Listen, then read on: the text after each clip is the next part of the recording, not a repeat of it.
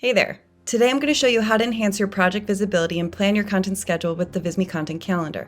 Whether you're managing social media posts or tracking project deadlines, this feature helps you stay organized and on top of everything. Start by navigating to the Schedule tab on the left-hand side of your dashboard. Here you'll see all your upcoming social posts and tasks scheduled across the month. Each item displays details like deadline, task status, or the social platform in which a post is scheduled for. You can even filter by assigned tasks or social posts to focus on what's most relevant to you. If you're an enterprise user, you can add expiration dates to privately published projects, and you'll be able to easily see what projects are expiring soon on your calendar. You can click into each piece of content to retrieve more information about the project or post. For example, when I click into this Facebook post, I can see the date and time of the post. I also have the option to edit it straight from the calendar.